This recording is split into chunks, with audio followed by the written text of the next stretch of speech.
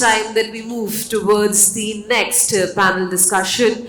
And the topic is Fireside Chat, Understanding Gen Z. And the session chair is being held by Mr. Sunil Pinto, Adgully. And along with him, let me please invite on stage Mr. Murali Krishnan, co-founder and CMO Wow, Momo Foods, and Mr. Sachin Kamble, National Creative Director, Leo Burnett India. Can we please give all of them a huge round of applause? Come on, everyone. A very good evening and a very warm welcome to all of you. All right, a very good afternoon, everybody, and after all the various sessions talking about the various marketing challenges and the lots of interest in new age marketing, we're looking at understanding Generation Z, where Generation Z is a very, very important focus of most of the marketeers, and considering that they are the very first generation to be completely digitally native. And in that light, it's great to have a brand and an agency right here to chat more about how to understand Gen Z and make the best of advertising, communication, and marketing through to them. So great to have Murali representing Wow Momo Foods as a brand, and Sachin as part of an agency that's Leo Burnett. Well, since let's keep the conversation open and flowing. Well, Gen Z has become a very important buzzword and a very important audience for all of us. So what really do you see the way going ahead in being able to capture the attention and build loyalty among this particular demographic? So let me tell you, Gen Z is the most used word in advertising. Every morning when I go to office, at least 10 people will come to me and say, clients want Gen Z, they want to talk to Gen Z. Come on guys, relax, they're the Gen Z, they're that zombies, like don't treat them like that. Relax, we can talk to them, we can see what is happening with the generation, okay? And, one of the things what we decide, like generally what happens in advertising is relevant to that current generation. See, eventually Gen Z is your consumer. Even if you're selling them holiday package to families, Gen Z will be influencer. They will be sitting here, they will be sitting there and talking to their family. Even if you're selling expensive car, Gen Zs will be there. They will have strong point of view. So eventually these guys are going to be a consumer. And advertising has always been relevant to the generation, right? And what we did, in the agency, when we, like 6 years back, when we thought, let's not behave like a traditional agency. Let's cater to this particular generation. And can we change advertising? Can we go beyond this typical traditional way of approaching advertising, getting into TVC or outdoor? Can we go for maybe more innovative way? Can we go for more act? Can we bring more context, more content for the Gen Z? So this is where we are working on. I can get into details where, when we launched Bajaj V, when INS Vikram was getting scrapped and we launched Bajaj V and we said, okay, a brand which is actually, doing something what government should be doing. And that was the context, that was the right connect with the generation. And we just keep doing that in our work every time. And I think someone has said, if content is king, context is King Kong, right? So that's what we follow. Every time we figure out, what are the things which can connect with Gen Zs, what are the things which can excite them. And so look at these guys, they are the most, I can say, versatile guys, yeah? Versatile, they are not self-centered, they are thinking about environment, they are talking about big things, they themselves think they can, bring the change. They have belief system in that. So, I'm saying, imagine getting a generation like this, and plus now AI with them. I think the future will be great. So I'm quite happy with Gen Zs, and I don't know what is your take, but I love Gen Zs. Actually, there's one major difference that has happened, is the rules for aspiration has been broken. So previously what we used to say that it's an aspirational brand is no more an aspirational brand for Gen Zs. And it's not because it is ceased to create that premiumness. It is to Gen Z, nothing is aspirational, everything is achievable. So Gen Zs come from a strong point of view where they say that, okay, you might be a superstar, but to me, I can also become a superstar. Hence, today there are TikTok stars, there are Instagram stars, there are YouTube stars, the world is rolling over Cariminati, right? So I personally feel that the barrier of aspirations has been broken. That is number one. Number two, with Gen Zs, what has happened is the problem-based brands, which is brands trying to solve a problem. They have come majorly into limelight because they are the Gen Zs don't buy you, they buy into you. So therefore, today the entire conversations of purpose, conversation of what you're standing for, which community you're catering to, how you are building that sense of relatability and trying to go on ground is becoming more and more relevant. And when I say more and more relevant, today brands are broken into two parts. One is what are the say brand, what are the do brand. It's what you say and what you do. If there is even an iota of mismatch between what you say and what you do, you are no more respected as a brand with them. So therefore, the reason to exist, the raison d'etre for a brand needs to be rock solid. Third thing which I have been constantly getting a pulse of from Gen Z is they are the set of brand who come in, who are possibly constantly keeping the brands on feet today. If you don't cater to Gen Z, you are the most mediocre complacent brand, which I feel. Because Gen Zs are the people who are constantly keeping you on the feet because what works with them is sense of credit. Are you trusted? Did you do the right thing? How much time did you take to respond to my problem on Instagram, which I posted? How much time, if I posted a problem on Instagram at 2 p.m. that the chow, possibly the noodles which were served to me was stale. If you are a brand which wakes up in the morning at 11 o'clock, once you enter office, then you respond to them, you are no more a brand to them. So I have my social team which constantly cusses me, right? Because I wake up in the morning at 8 o'clock, first thing I do is how many responses have gone, right? Because Gen Z are the people who are pushing you to become more customer centric. They are pushing you to become more, more relevant in their life. And therefore, like I keep telling people, in my previous session also I kept telling that there will be a time where the brand owners will basically be brand ideators, but brand executors will be these Gen Z consumers.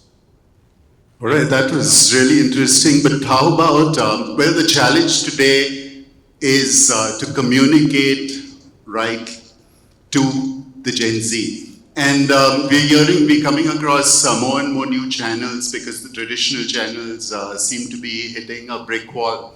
So what really do you see the developments and progress for marketeers in the area of storytelling, memorable experiences? How do you see marketeers meeting up to those challenges?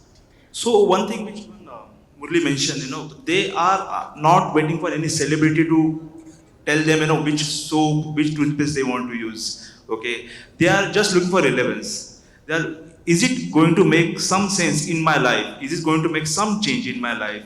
If brand is saying that they are with the brand, they are not going to blindly follow the celebrity. They will go to YouTube. They will search. Even if they want to buy any product, they will go on YouTube. They will search what are the other people are saying, what the brand is saying. Okay, is it a purpose-led brand or is it just like a hollow promise? So they are very woke that way, and there are a lot of examples. When we do even whenever we have to use celebrity, we have changed the format a bit. Okay, it's no more celebrity dancing around a tree and selling product. Okay, so we have done one campaign with Dhoni, Oreo Bring Back 2011. I don't know if you guys have seen it. So basically, Oreo wanted to connect with the people, and we said, okay, Oreo got launched in 2011, and India won the World Cup in 2011. Why can't we relaunch the Oreo so India can win again? Okay, and that was the crazy idea. And we took Dhoni and we said, Dhoni, you should say it to people. Then when we got Virat, when Virat was becoming father, we spoke to entire India and said, talk to Virat and tell them how to be a father, what can be, how to be like an ideal father.